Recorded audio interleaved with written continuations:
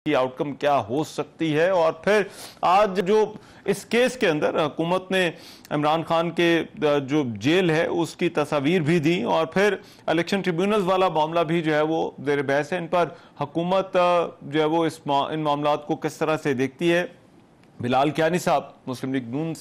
Member कौमी assembly मेरे साथ इस वक्त मौजूद है, उनसे इस हवाले से मजीद बात करते हैं। बिलाल कियानी साहब बहुत शुक्रिया आपके वक्त। बिलाल कियानी साहब, मैं ये जो नैब वाला केस है और हुकूमत की तवक्कुआत क्या है इस पर ज़रा भी आते हैं, लेकिन ये पहले ये जो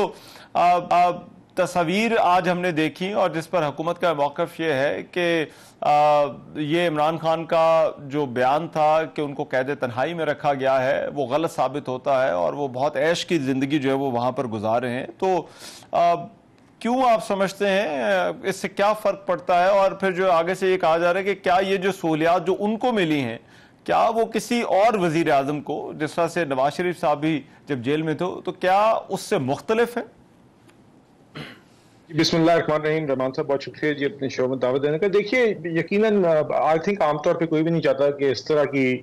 चीज़ों को और इस मौजू को करना पड़े, इसके ऊपर बहस करनी पड़े और इस तरह के फैक्ट्स रिवील करने पड़े, मगर मेरा ख्याल है एक मजबूरी बन जाती है जब एक प्रोपेगेंडा चलाया जाए और वो इमरान खान साहब और उनकी जमात का एक वतीरा रहा है। तो यकीनन ये अब हम भी देखिए आपके शोज पर रोजाना आते हैं, हमने भी चीखना हो तो हम रोजाना जिस तरह पीटीआई करती थी हम आके चीख सकते हैं और बार बार बता सकते हैं कि इमरान खान साहब को ये खाने मिल रहे हैं, उनके पास जेल में इक्विपमेंट भी है, मशीनरी भी है एक्सरसाइज करने की, उनके पास टीवी भी है, उनके पास दीगर सहूलियात हैं। और ये बरक्स है, हम तो नहीं आके इन चीज़ों की रोजाना इनकी बातें करते, मगर आप अगर ये सहूलियात आपके पास सारी मौजूद भी हैं और उसके बावजूद भी अगर आप दावा करेंगे कि आपको रखा जा रहा है एक ऐसे तरीके से जैसे आप समझते मुनासिब नहीं है, हालांकि आपको और कैदियों से और उन सारे कैदियों से बहुत ज्यादा बेहतर सहूलियात मिल रही है जिनको आपने पॉलिटिकल विक्टिमाइजेशन के तहत 18 से 22 के दरमियान रखा और आपने इमरान खान साहब ने अमेरिका जाके नवाज शरीफ साहब के एसी उतारने की के जेल सेल की एसी उतारने की बात की। तो हमारी वो सोच तो नहीं है, मगर आप कम से कम ये प्रोपेगेंडा तो ना करें जब आपको ये सहूलियात भी मुयसर हैं, जब आप 2-3 दिन हफ्ते में अपनी पार्टी के लोगों से मिल लेते हैं, जब आपको आपकी मर्जी के खाने भी मिल रहे हैं, जहां पे और इसके बरक्स आपने वही रवैया रखा कि नजर रखी कि किसी को मैट्रेस ना मिले, किसी को नमाज पढ़ने के लिए कुर्सी ना मिले, किसी को खाना ना मिले। तो हमारा वो रवैया नहीं है, मगर जब इस तरह का प्रोपेगेंडा हो तो आई थिंक फिर इस तरह के फैक्ट शायद दुरुस्तगी के लिए डिस्क्लोज करने जरूरी हो जाते हैं जी। अच्छा, ठीक है। ये नैब तरामीम वाला जो मामला है, अब जाहिर बात है इस मामले को अदालत देख रही है, अदालत का इस पर फैसला भी आएगा जो तरामीम के हवाले से कि क्या वो दुरुस्त थी या नहीं थी। लेकिन जो आज अदालत के अंदर जो बात हुई, मैं उस पर आपसे जो है वो बात करना चाहता हूँ, जिसमें ये कहा गया कि सिर्फ और सिर्फ सियासी लोग ही जो है उन्हीं का एहतसाब क्यों, गैर सियासी लोगों का एहतसाब क्यों नहीं होता। तो ये जो तरामीम हुई, जो तब्दीलियाँ हुई, उससे ऐसे लगा कि नैब का जो मैंडेट है वो और ज्यादा महदूद किया जा रहा है। तो क्या वाकई हुकूमत जो है वो चाहती है कि इसका मैंडेट जो है वो कम से कम हो और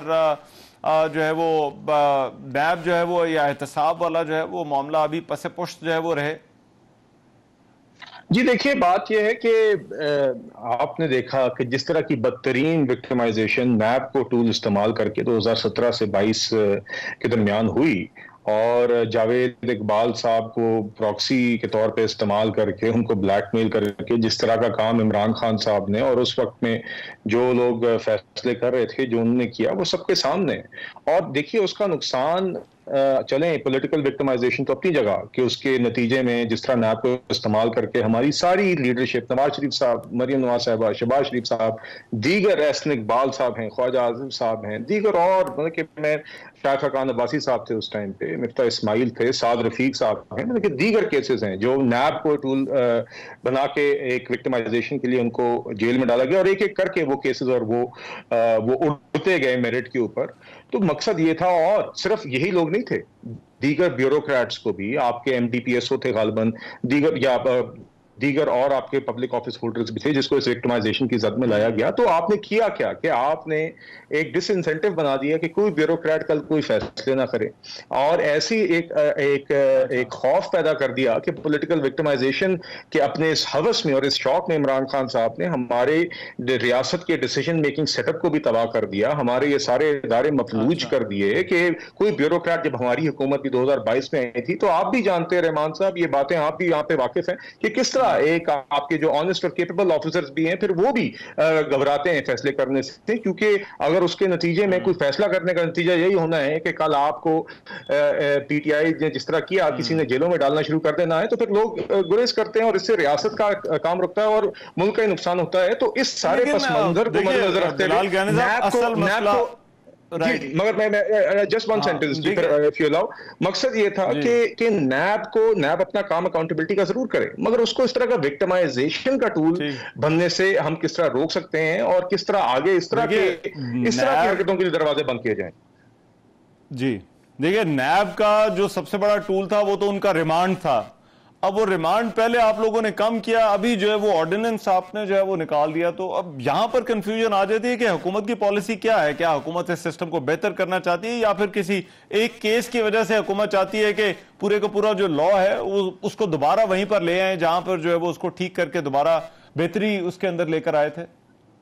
रहमान साहब देखिए, जो रिमांड में अभी चेंज भी आया ना जी, अगर आप देखें ओवरऑल तो 2022 में के कंपैरिजन में तो आज भी रिमांड की मुद्दत आधे से भी ज्यादा कमी उसमें आई है overall.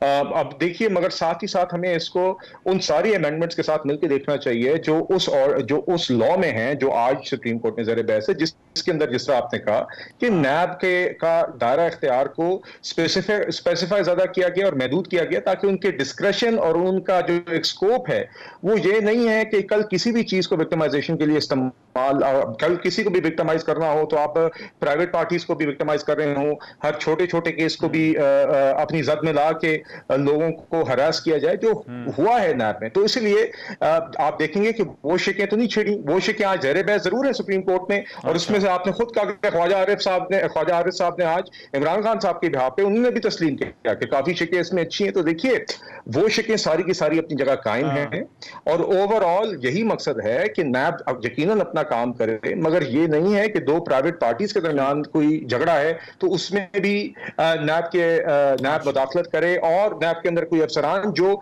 Not like every officer but कोई अफसरान अगर उसको बदनीयती के तौर के जरिए वो उसमें कोई अमल दखल करते हैं जो बदकिस्मती से माजी रहा है, उसका दरवाजा रोका जाए और उसका दरवाजा बंद किया जाए। और साथ ही साथ आपने देखा कि एक स्पेसिफिक अमाउंट से भी नीचे के केसेस उसमें से निकाल दिए गए ताकि जो सब्सटैंटिव केसेस हैं वही यहां पे आए और जो पब्लिक ऑफिस होल्डर से रिलेटेड है वो यहां पे आए, जो मेरे ख्याल से मुनासिब है जी। तो यही मकसद था और वो मकसद आज भी कायम है। राइट, बहुत शुक्रिया बिलाल कियानी हमारे साथ मौजूद और बात कर रहे थे